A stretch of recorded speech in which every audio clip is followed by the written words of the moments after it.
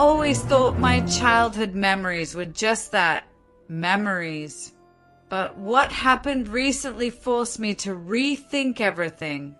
I live in Salamanca, a city of ancient alleys and echoes of times past. There, in an old house on the outskirts, the events that would shape my life began. When I was a child, I spent my summers in a small village near a villa at my grandparents' house. A stone building, cold even in summer, with low ceilings and narrow hallways. My grandfather was ill at the time, and every night whispers could be heard in the house, voices that seemed to come from nowhere. I slept in a room with 2 beds. My mother occupied the other, always alert to my grandfather's condition.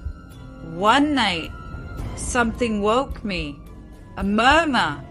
I opened my eyes and saw silhouettes in the dimness of the living room, floating shapes, pale, disembodied heads that seemed to speak to each other without making a sound. I blinked several times, convinced I was dreaming, but it wasn't a dream. One of those heads slowly turned toward me, with hollow eyes and an impossible grimace. I tried to call my mother, but a gurgling sound came from my throat. The figure began to move toward me, floating in the air. Then, with all my strength, I managed to let out a scream. My mother woke up, turned on the light, and everything disappeared. She told me it had been a nightmare. I had never been so sure of anything in my life. Years later, after my grandfather died, I stopped visiting that house. But the whispers followed me.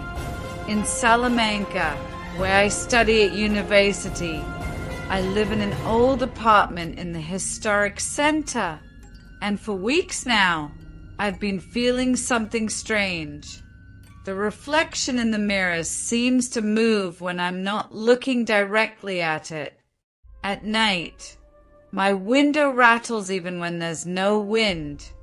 Sometimes, just before I fall asleep, I hear someone whisper my name. One night, while reviewing some notes, I saw something in the reflection of the closet. It was a translucent figure, still watching me. My body froze. Then the being spoke. Its voice was harsh, inhuman.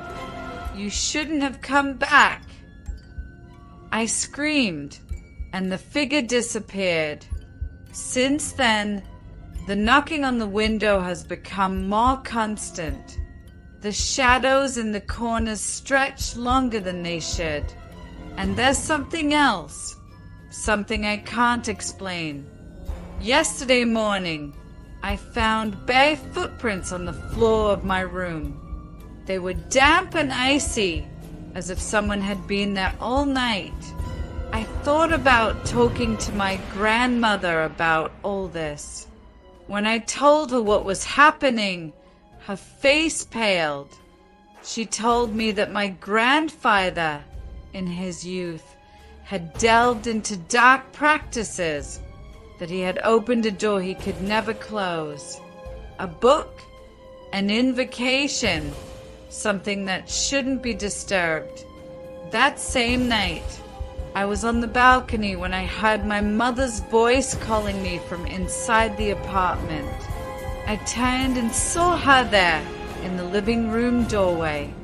Her expression was strange, blank. "Come here," she said in a monotone. Something inside me screamed at me not to. It wasn't my mother.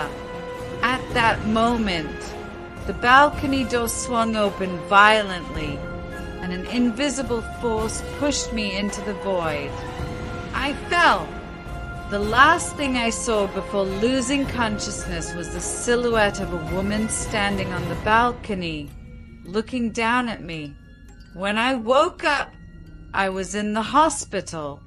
My real mother was there, crying. She told me that the neighbors found me passed out on the patio floor. No one else was in the apartment. Since then, I haven't lived there anymore.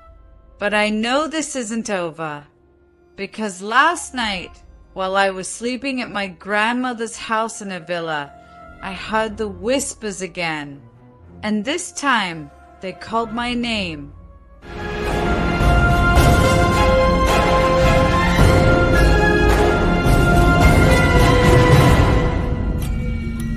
Ha ha ha ha ha!